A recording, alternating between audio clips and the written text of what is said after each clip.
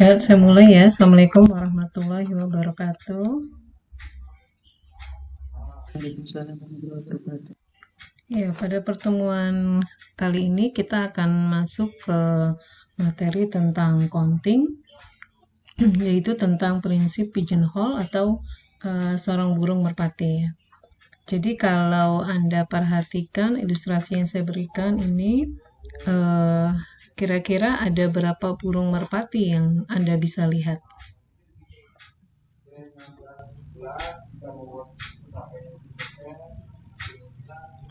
Ada berapa burung merpatinya?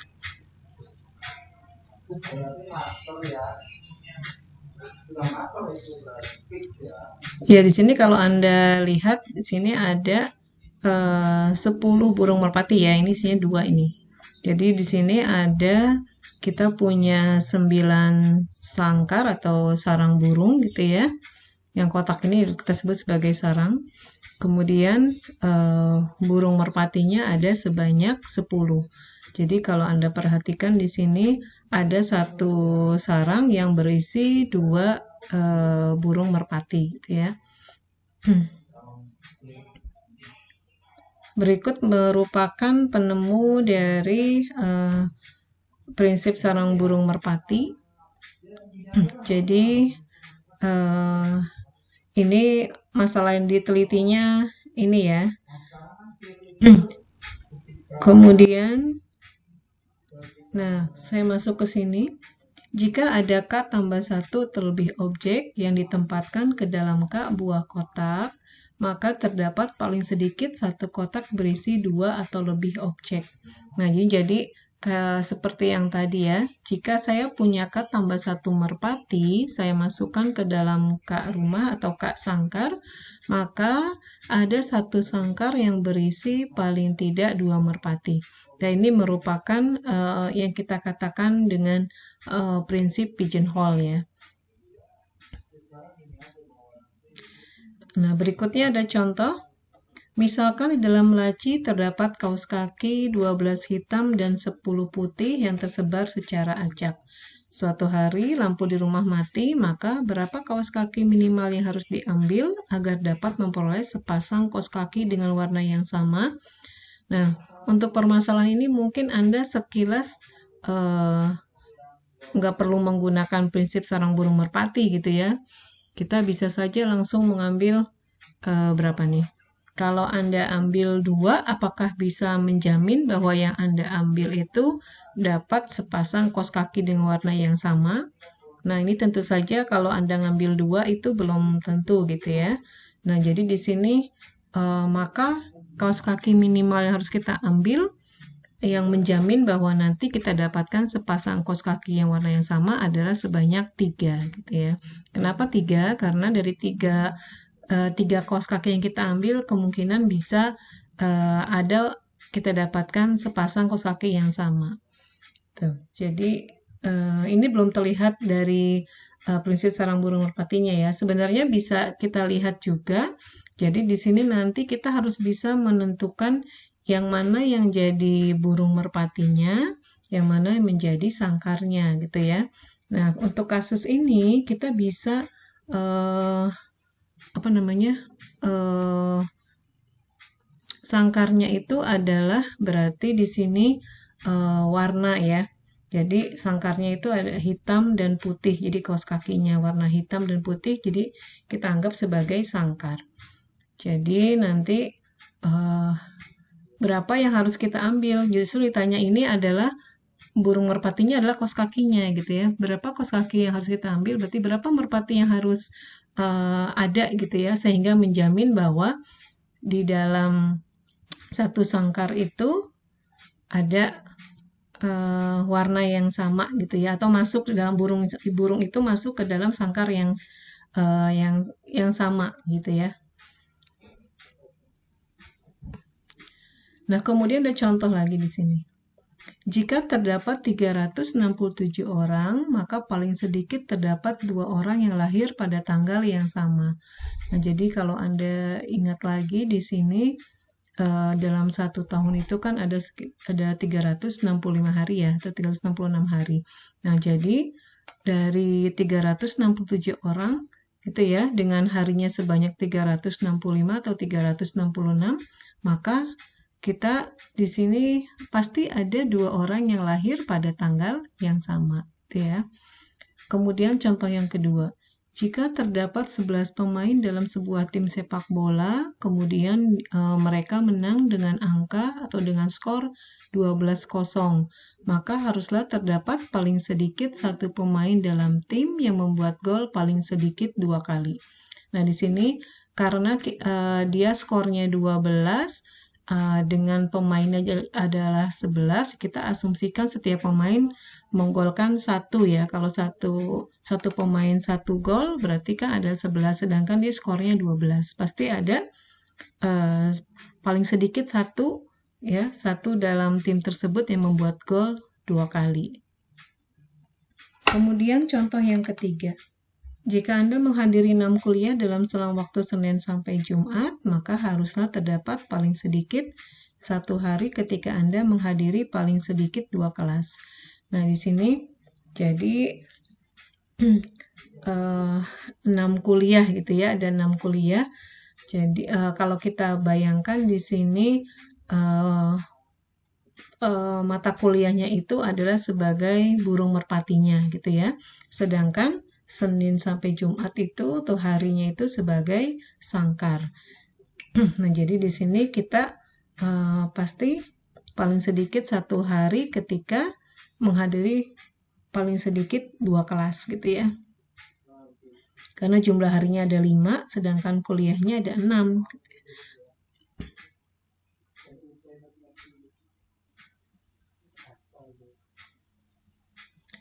Kemudian saya masuk ke generalisasi prinsip sarang burung ya. Sekarang jika n objek saya tempatkan ke dalam K kotak, maka terdapat paling sedikit 1 kotak yang memuat sedikitnya.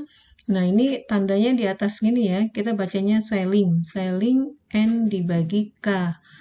Kalau kemarin kita pada inklusi eksklusi kita pakainya floor gitu ya, pakai tandanya kemarin kalau floor kan yang begini di bawah ya. Nah, sekarang untuk yang sarang burung merpati kita menggunakan sailing. Jadi nanti maka dia akan memuat paling sedikit n gitu ya dibagi K. Berikutnya contoh yang pertama ya. Di dalam kelas dengan 60 mahasiswa terdapat paling sedikit 12 mahasiswa akan mendapat nilai yang sama. Nah, di sini nilainya adalah A, B, C, D, E ya. Berarti dalam hal ini kita 60 mahasiswanya itu adalah sebagai burung merpatinya, sedangkan yang nilainya itu A, B, C, D, E itu adalah sebagai sangkarnya gitu ya. Jadi di sini kalau kita gunakan rumus gitu, jadi ini sailing dari 60 dibagi 5. Nah, ini kebetulan dia bulat langsung ya, dapatnya 12. Nah, maka paling sedikit 12 mahasiswa akan mendapatkan nilai yang sama.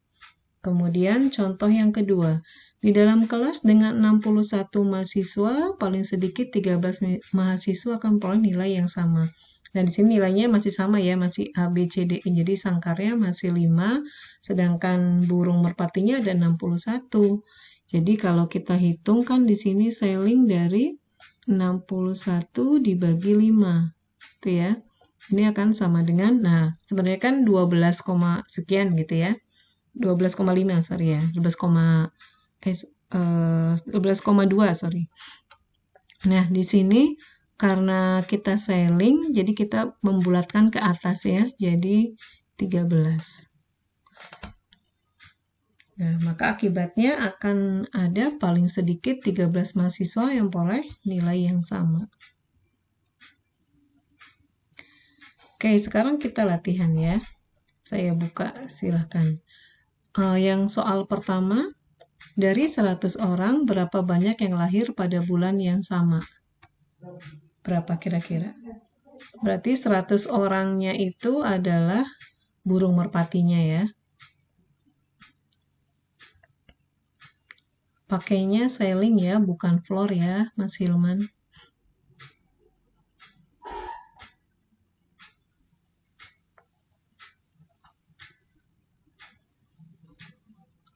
Oke, 100 dibagi 12, berapa tuh? Ada bulat kan, jadi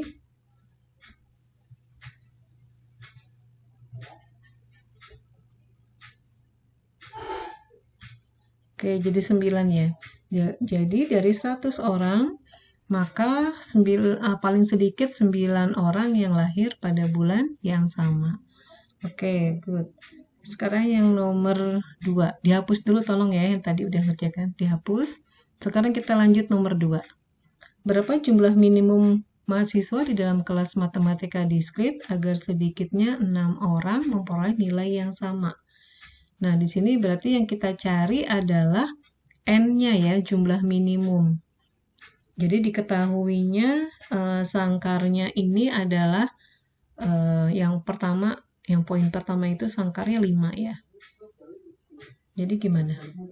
Berapa jumlah minimum mahasiswa yang di dalam kelas agar sedikitnya 6 orang memperoleh nilai yang sama?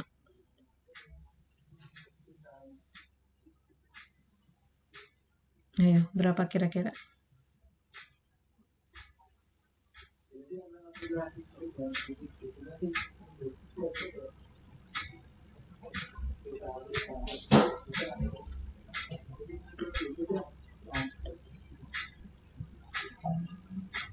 Oke, Mbak Dinar menjawab tadi, jadi sailing dari N dibagi 5. Oke, sangkarnya ada 5, itu sama dengan 6 ya. Karena paling sedikit 6 orang yang memperoleh nilai yang sama. Jadi kita menentukan nilai N-nya ya di sini. Ya, N-nya adalah diperoleh sama dengan 30 ya. Yang lain gimana? Apakah ada yang jawab selain 30? Ini rata-rata jawabnya 30 semua nih. Anda ingat konsep sailing ya? Kalau sailing itu, kalau saya N-nya 25, maka berapa hasilnya? Kan 25 dibagi 5, 5 ya. Nah, kalau untuk kasus ini berarti jawabannya N-nya bukan 30 ya, tapi 26. Kenapa 26? Karena N-nya itu kan jadi 26 dibagi sailing dari 26 per 5 itu hasilnya kan sama dengan 6 ya. Oke, sekarang yang poin keduanya. Berapa jumlah minimum mahasiswa dalam kelas agar sedikitnya 6 orang memperoleh nilai yang sama? Nah, sekarang sangkarnya beda ya. Ini sangkarnya ada sebanyak berapa nih? Ada 8. Sangkarnya ada 8.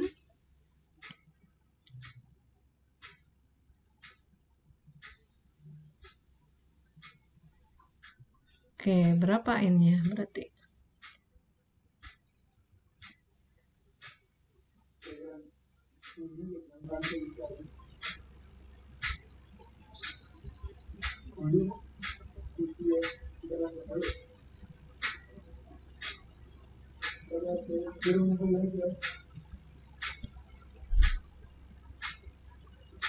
Berapa kira-kira N-nya?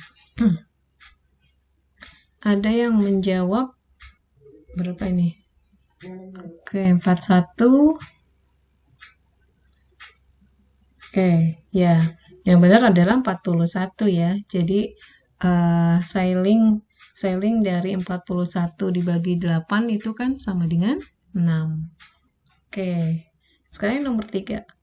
Berapa banyak kartu yang harus diambil dari 52 kartu remi yang menjamin bahwa paling sedikit 3 kartu yang diambil dari jenis yang sama?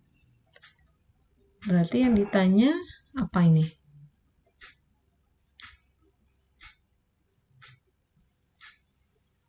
Sekarang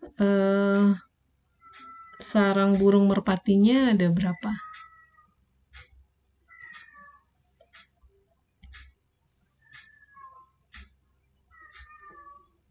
52.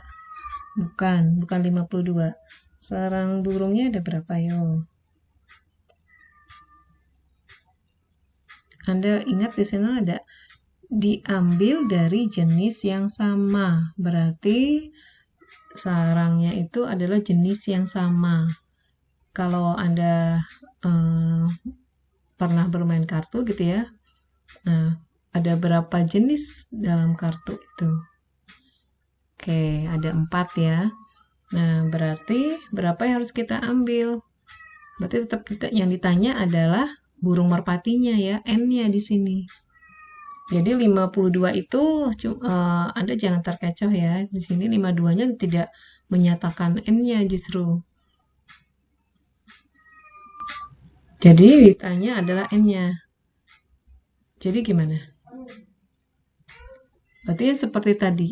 Jadi di sini kita menentukan selling N per K gitu ya. K. Nah, ini sama dengan selling N. Nah, K-nya itu tadi adalah jenisnya. Jenisnya ada 4. Nah, ini yang menjamin katanya paling sedikit 3 kartu terambil. Berarti ini sama dengan 3. Nah, berapa N-nya sekarang?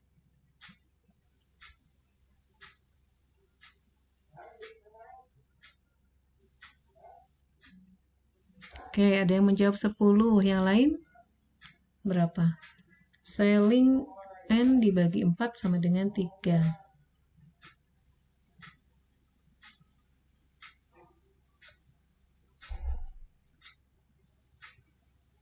Oke. Ada yang menjawab 9. Ya, kalau yang benar yang mana nih? 9, ada yang 10, ada yang 11, 12. Apa lagi? Oke. Ya. Yang benar adalah 9 ya. Jadi selling dari 9 dibagi 4 itu kan akan sama dengan 3. Oke, sampai sini bisa dipahami ya. Sekarang saya lanjutkan. Yang keempat. Tunjukkan bahwa setiap kelompok bilangan yang terdiri dari 5 buah bilangan bulat tidak harus berurutan. Terdapat 2 buah bilangan yang memiliki sisa yang sama apabila dibagi oleh 4. Gimana ini?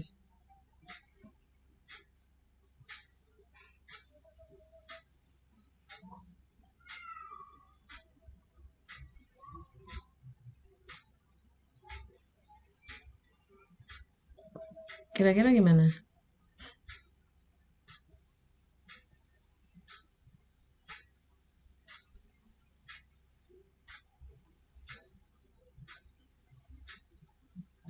Jadi contohnya misal saya ngambil 5 buah bilangan bulat ya.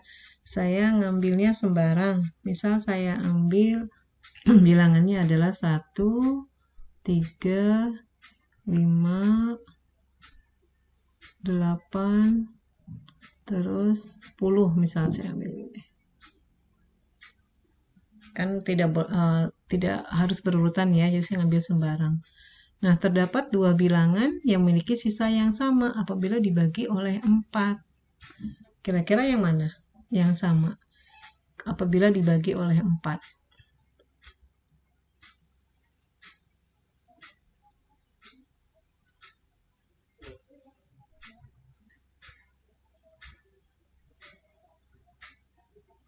Ada nggak yang memiliki sisa yang sama?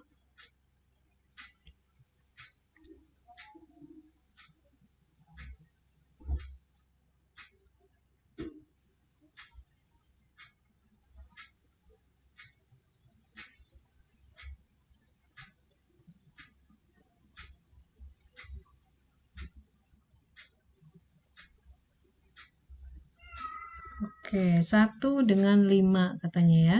1 modulo 4, ingat ya, 1 modulo 4 hasilnya 1.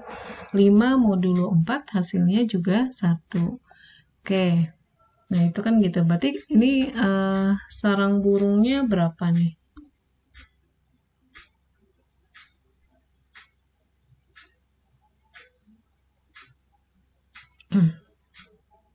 Jadi artinya apa nih?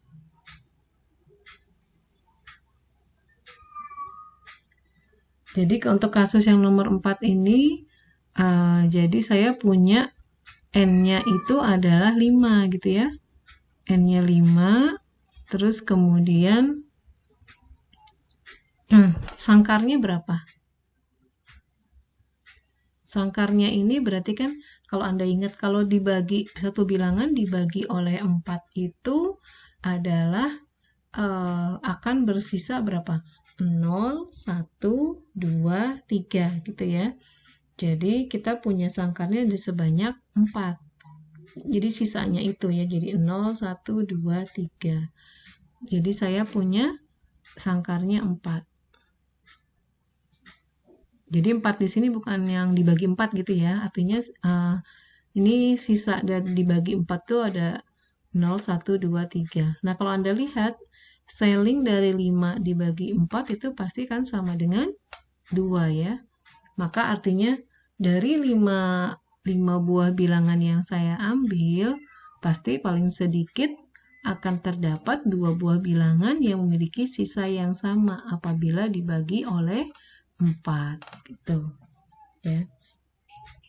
Oke, sekarang yang 5. Berapa banyak bilangan yang harus diambil dari himpunan 1, 2, 3, 4, 5, 6 yang menjamin bahwa paling sedikit satu pasang dari bilangan tersebut berjumlah 7. Berarti di sini Anda harus membuat dulu nih yang diketahui ini berarti apanya yang diketahui nih, sangkarnya atau burungnya kira-kira. Kalau untuk kasus ini berarti sangkarnya ya yang diketahui. Sangkarnya berarti apa nih? Sangkarnya itu adalah pasangan yang berjumlah 7. Berarti ada berapa sarang atau sangkar? Karena dia berjumlah 7, berarti kita bisa sangkar yang pertama itu 1 tambah 6 gitu ya. Kemudian sangkar yang kedua 2 ditambah 5. Sangkar yang ketiga 3 ditambah 4. Oke, berarti kita punya ada berapa sangkar? Ada 3 sangkar ya. Oke, ada 3 sangkar. Berarti berapa banyak burung merpatinya? Sehingga menjamin bahwa dari 3 sangkar itu terdapat paling sedikit 1 pasang. Berarti yang ditanyakan adalah N-nya di sini ya. N per 3 sama dengan berapa? Yang di kanannya berapa itu? 1. Yang lain?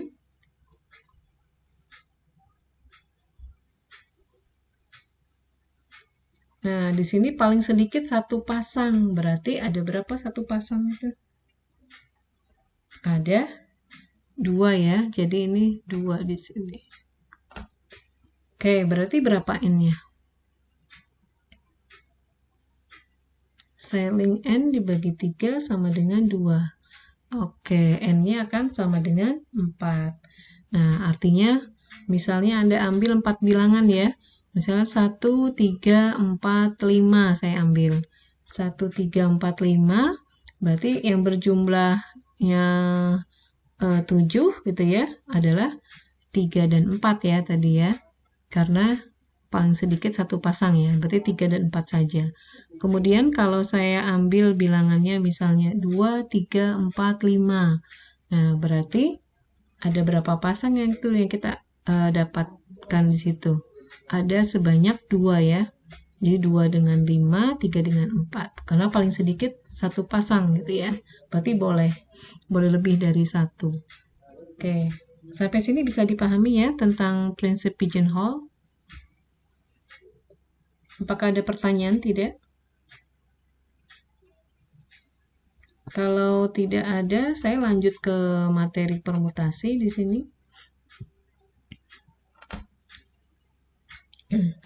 Ya, ini saya ilustrasi dari permutasi itu adalah saya punya 3 buah kotak dan 3 buah bola gitu ya.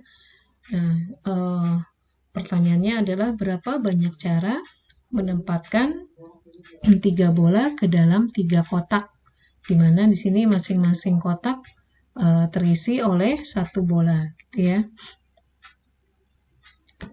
Nah, sekarang masuk ke definisinya dulu.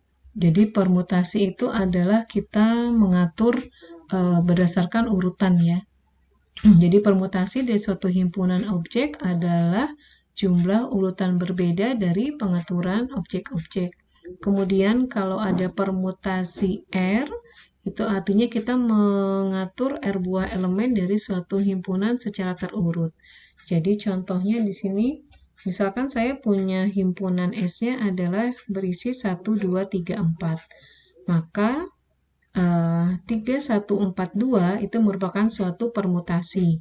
Atau bisa juga 2431 itu juga permutasi gitu ya. Kemudian kalau 2,3 itu adalah permutasi 2 dari S. Jadi kita mengambil 2 elemen dari S gitu ya. Atau 14 juga itu merupakan permutasi 2 dari S.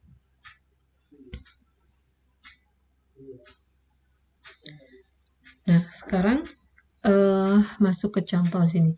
Berapa jumlah urutan berbeda yang mungkin dibuat dari penempatan bola merah, biru, dan kuning ke dalam kotak? Jadi kotaknya kita kasih nomor gitu ya, 1, 2, 3. Kemudian ada bolanya, ada 3 bola dengan warna yang berbeda.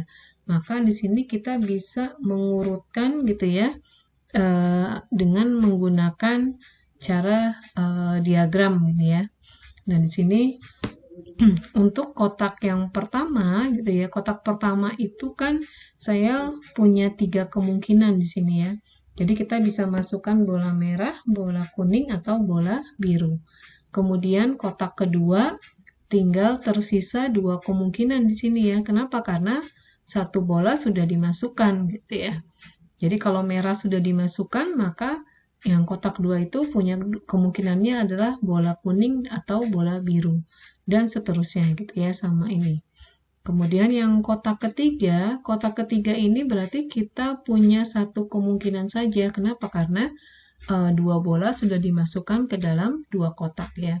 Nah, dari diagram alir ini kita bisa hitung nih, bisa mengenumerasi gitu ya. Ternyata ada sebanyak 6 cara kita menempatkan 3 bola ke dalam 3 kotak gitu ya. Jadi kotak ke-1 diisi merah, kotak kedua kuning, kotak ketiga biru, dan seterusnya. Nah, kita juga bisa menggunakan aturan perkalian di sini ya. Jadi untuk menentukan permutasi itu kita bisa menggunakan aturan perkalian. Ingat yang pas minggu lalu gitu ya. Jadi kalau saya punya objeknya sebanyak n, maka nanti kita bisa memilih urutan yang pertama itu ada sebanyak n objek. Kemudian yang kedua kita bisa memilih sebanyak n-1 objek gitu ya, karena berkurang 1 terus. Kemudian yang urutan ketiga kita bisa memilih sebanyak n-2 objek, sampai nanti urutan yang terakhir hanya tersisa 1 objek saja. Jadi nanti menurut kaidah perkalian atau aturan perkalian, kita kalikan, jadi n dikalikan n-1 dikalikan n-2 sampai nanti dikalikan 1 gitu ya. Ini akan sama dengan n faktorial. Jadi permutasi dari n objek itu ada sebanyak n faktorial. Nah, sekarang kalau saya punya kotaknya tetap 3, tapi bolanya saya tambah. Bolanya ada 6. Ya, bagaimana kita atau berapa banyak cara kita menempatkan 6 bola itu ke dalam 3 kotak. Nah, di sini kalau kita pakai aturan perkalian ya mudah saja ya. Jadi kotak pertama kemungkinannya ada sebanyak 6, kemudian kotak kedua kemungkinannya 5 karena 1 bola sudah kita masukkan. Kemudian kotak ketiga tinggal tersisa 4 kemungkinan gitu ya, karena sudah 2 bola dimasukkan. Nah, kalau kita kalikan 6 kali 5 kali 4 sama dengan 120. Nah, ini yang ini merupakan kalau kita menggunakan secara umum gitu ya. Jadi seperti tadi urutannya ada sebanyak n, kemudian n-1 dikalikan n-2 sampai nanti n dikurang r-1. Maka ini akan sama dengan n faktorial dibagi N min R faktorial. Jadi artinya kalau kita ingin mengambil R objek dari N objek gitu ya, maka ada sebanyak N faktorial dibagi N min R faktorial. Nah, untuk contoh yang tadi, jadi kalau kita punya 6 buah bola yang akan kita masukkan ke dalam 3 kotak, maka nanti kita bisa menghitung permutasi 6,3 gitu ya, sama dengan 120. Hasilnya sama dengan menggunakan aturan perkalian. Nah, berikut ada contoh.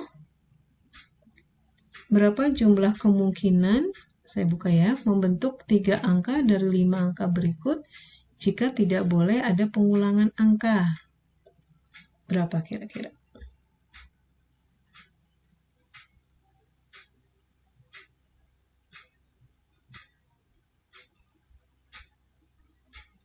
Nah, di sini kita bisa pakai apa?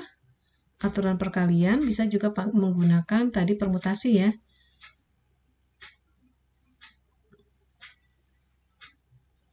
Berapa jawabannya?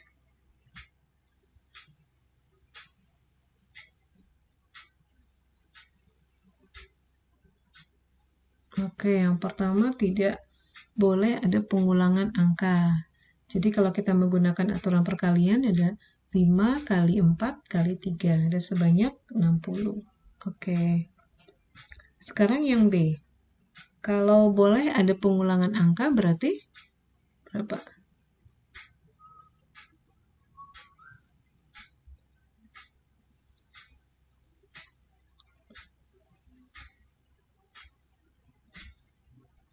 Oke, 5 kali 5 kali 5 atau 5 pangkat 3 ya, 125. Oke. Yang nomor 2. Tentukan permutasi 3 dari 5 huruf yang berbeda. Misalnya A, B, C, D, E. Nah, ada berapa banyak tuh? Jadi kalau pakai permutasi berapa? Permutasi 5, 3 ya. Oke. Jadi kalau pakai rumus, ini akan sama dengan berapa? 5 faktorial dibagi 5 min 3 faktorial ya, bagi 2 faktorial. Oke, berarti udah sebanyak berapa tuh? 5 faktorial dibagi 2 faktorial sebanyak 60. Oke. Jadi 3 kali 4 kali 5 ya. Oke, nomor 3.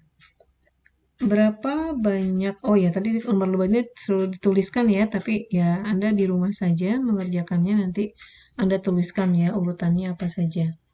Lanjut yang nomor 3 saja. Berapa banyak susunan huruf yang terbentuk dari kata hapus? Berapa berarti?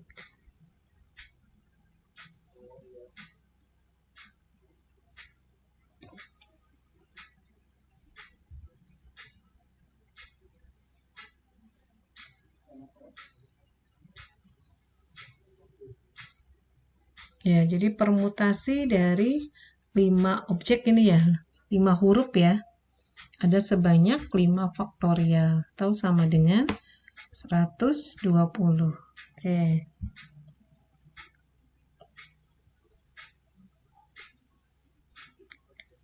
Yang keempat,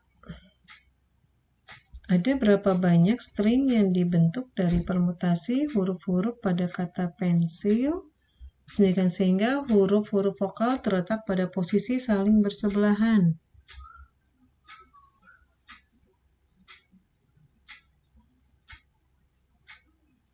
Gimana nih?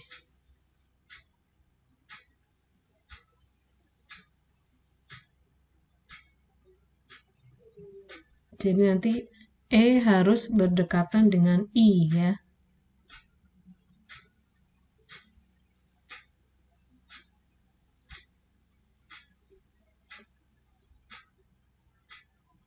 Jadi kalau seperti ini kita mengasumsikan berarti kan kita kata pensil ya, 1, 2, 3, 4, 5, 6. Ada 6 huruf ya. Tapi di sini huruf vokalnya harus bersebelahan. Jadi yang itu harus saya ini kan ya, E dengan I jadi 1, Jadi kita melakukan pengaturan 5 objek ya. Berarti ada sebanyak berapa? Oke, ada yang menjawab 5 faktorial. Kemudian ada juga yang menjawab 2 kali 5 faktorial. Mbak Isa, kenapa 2 kali 5 faktorial?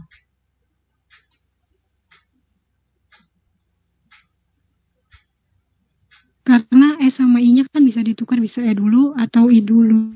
Ya, oke. Ya, jadi tadi kan, jadi ibaratnya kalau saya punya, ibarat tadi dengan kotak ini ya, saya punya berarti ada 4 kotak ya. 4 kotak, sorry, ada 5 kotak ya, ada 5 kotak. Nah, di sini katanya berarti kan yang ini saya misalnya EI gitu ya, atau bisa saja kan ada IE gitu ya. Ya, yang lainnya ini kan ya huruf P, huruf N, S, dan L ya. Jadi di sini kita ibaratnya punya 5 objek gitu ya. 5 objek tadi kan 5 faktorial, tapi di sini karena ada huruf vokal EI, ya EI itu bisa urutannya EI atau IE, maka nanti kita kalikan dengan 2 ya. Jadi 2 dikalikan 5 faktorial. Oke, yang nomor 5, gimana nomor 5?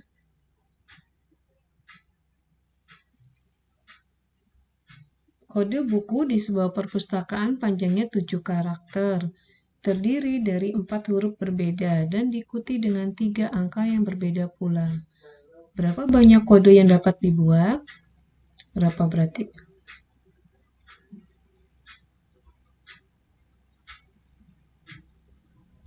Ya, ini kita bisa pakai aturan perkalian ya.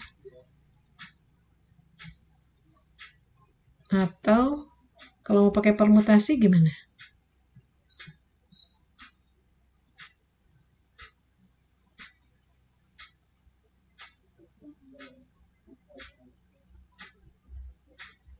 Tujuh faktorial, jawabannya yang lain gimana?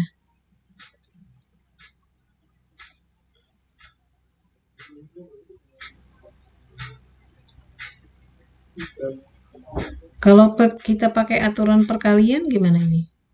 Kan terdiri dari 4 huruf berbeda. Berarti kita punya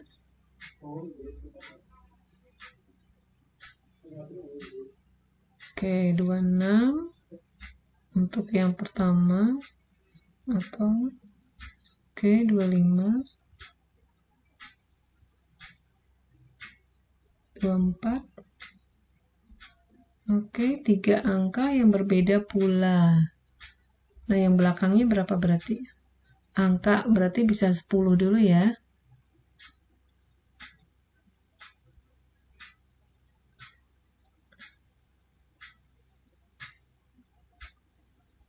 Oke, ini adalah dengan menggunakan aturan perkalian ya. Kalau Anda hitung berapa tuh ya, nanti Anda bisa hitung lah ya, kalkulator. Saya lanjutkan. Nah, ini nomor 6. Ruang tunggu di suatu rumah sakit mempunyai jajaran kursi yang disusun per baris. Tiap baris terdiri dari 10 kursi. Jika 3 orang akan duduk, berapa banyak pengaturan tempat duduk yang mungkin pada suatu baris? Berarti permutasi berapa?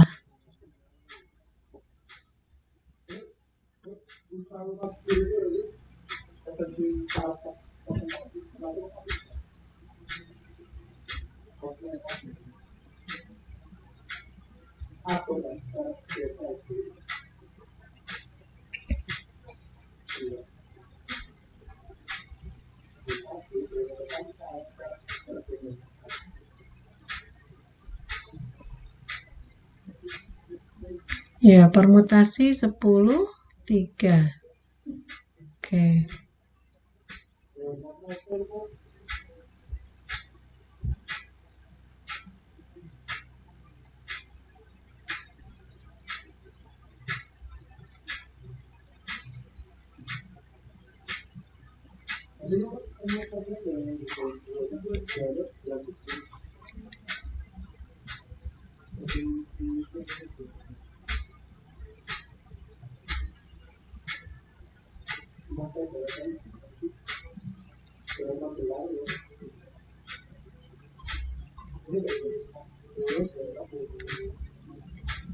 Oke, ada sebanyak 720 ya. Ya, terima kasih Mbak Adela.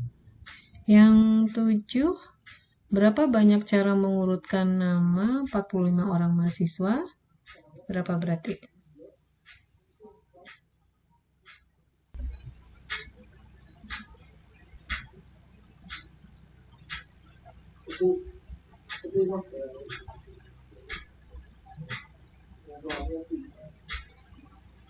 Ada berapa yang nomor 7? Berapa banyak cara mengurutkan 45 orang mahasiswa?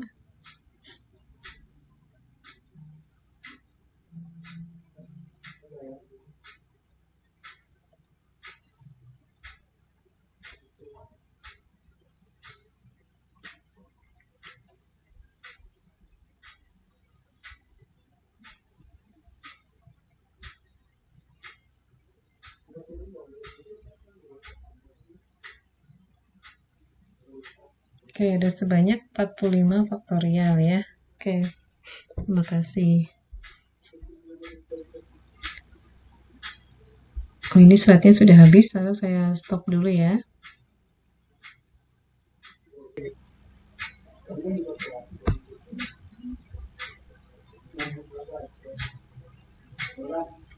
Sudah terlihat belum nggak filenya yang saya share?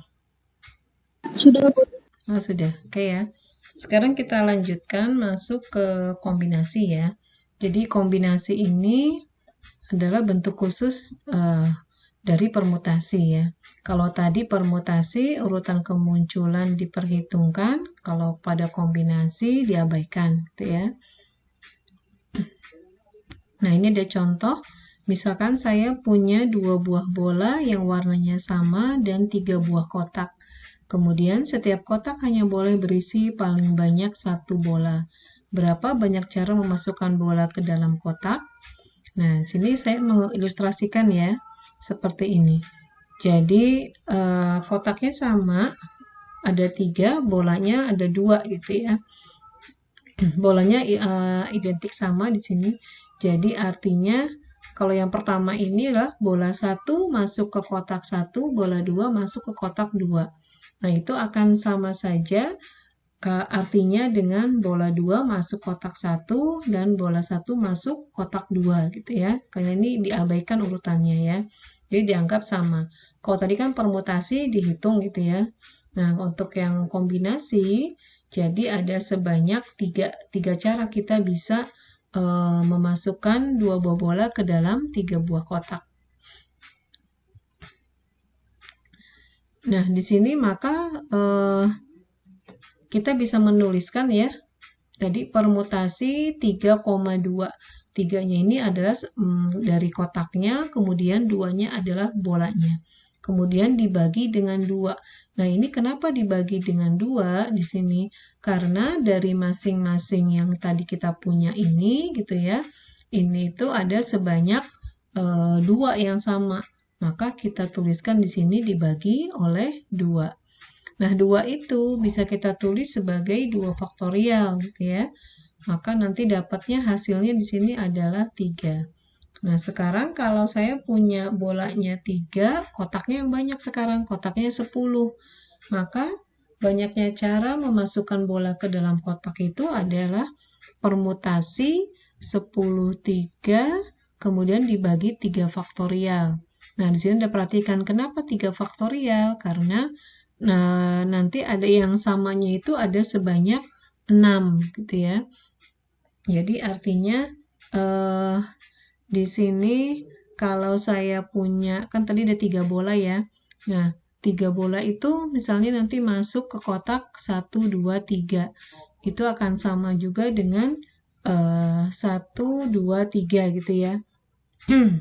Terus sama juga dengan 3, 1, 2, 3, 2, 1, 2, 1, 3, 2, 3, 1, dan seterusnya gitu ya. Jadi ada 6.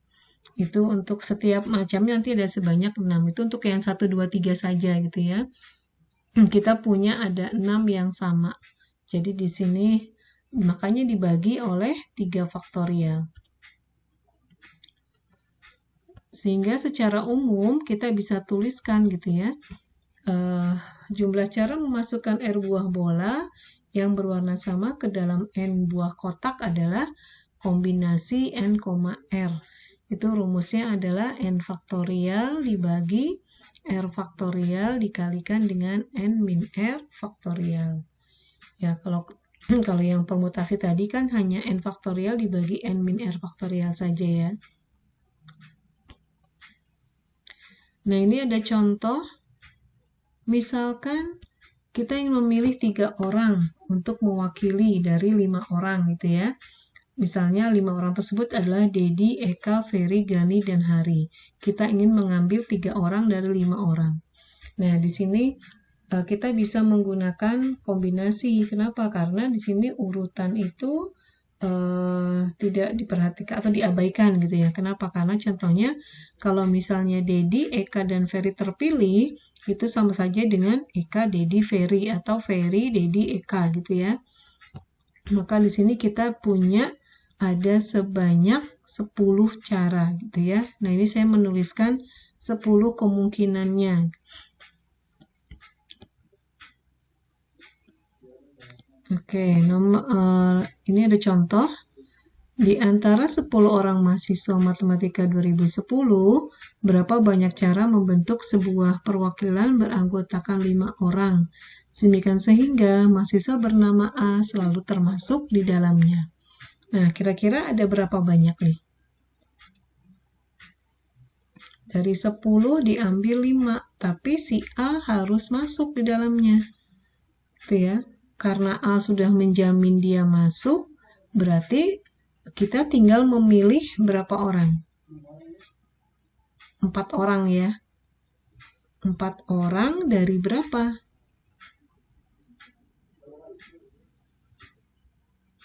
Dari 9 ya di sini ya. Jadi kombinasi 9, 4 yang A. Kalau yang B kira-kira berapa? Mahasiswa bernama A tidak termasuk di dalamnya. Berarti berapa?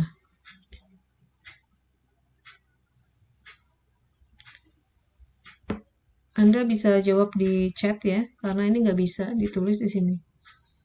Karena saya share ini sih, nggak bisa tulis-tulis.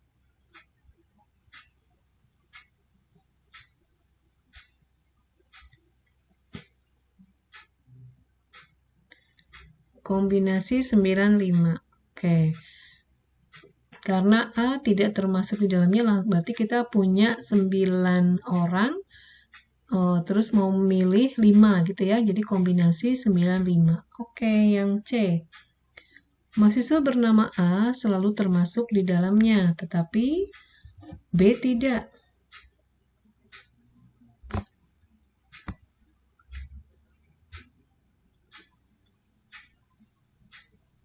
Kombinasi 84 katanya. Oke. Karena di sini tadi B-nya tidak ya, langsung kita coret B-nya. A-nya juga sudah masuk. Jadi ada 8 orang, terus tinggal sisanya kita memilih 4 orang gitu ya. Dari 8 kita pilih 4. Oke, jadi kombinasi 84. Yang D, ini juga sama dengan yang C ya. Hanya urutannya di sini, hanya orangnya, kalau ini B-nya selalu termasuk di dalamnya, tetapi A-nya tidak. Oke. Kemudian yang E. Yang E berapa? Mahasiswa bernama A dan B termasuk di dalamnya.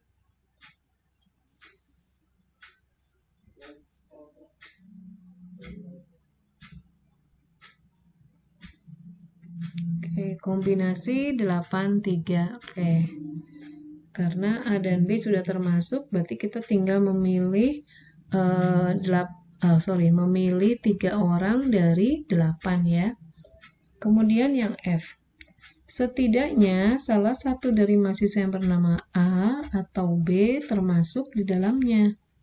Berarti berapa banyak cara yang kita bisa pilih?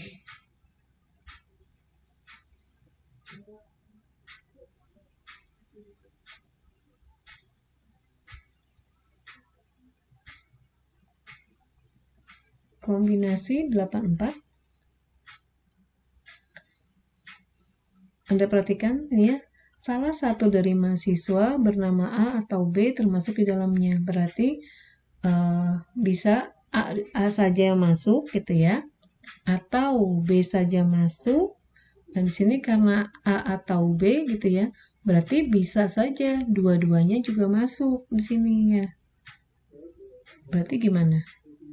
Kalau A saja masuk berapa, kemudian kalau B saja masuk berapa, kemudian kalau dua-duanya masuk berapa?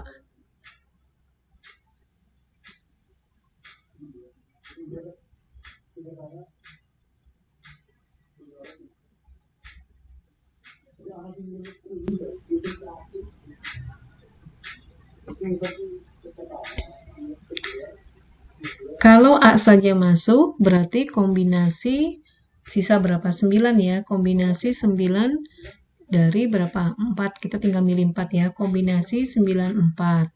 Kemudian, kalau B saja masuk, gitu ya, kombinasi 9, 4.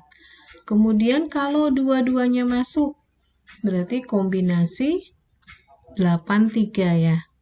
Nah, berarti hasilnya itu yang F adalah kombinasi 94 ditambah kombinasi 94 ditambah kombinasi 83. Oke, bisa dipahami ya.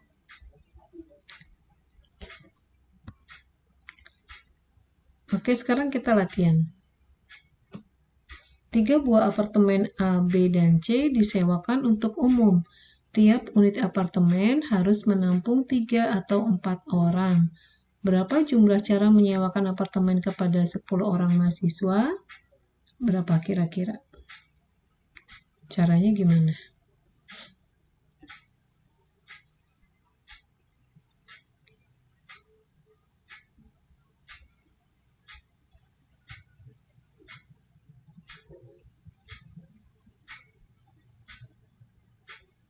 Untuk soal ini jadi gini ya.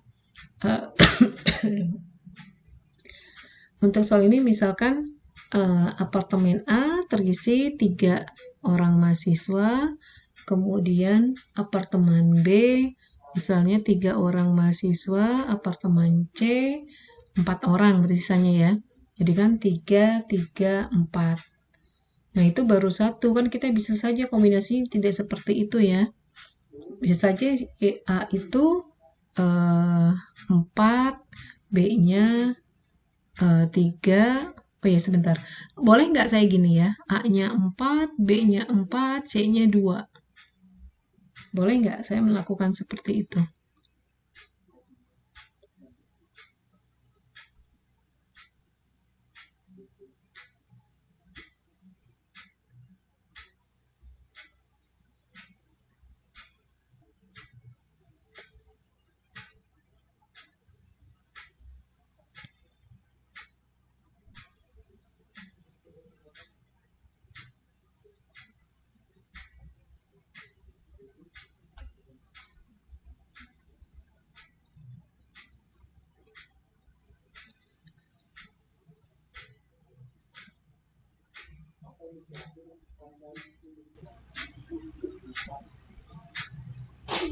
Oke, Mbak Adela menjawab katanya tidak, karena harus karena kalimatnya sini harus menampung 3 atau 4 ya. Jadi di sini tidak boleh 2 itu nggak boleh. Jadi nanti Anda membuat suatu kombinasi gitu ya, 3 dan 4 untuk apartemen A, B, dan C.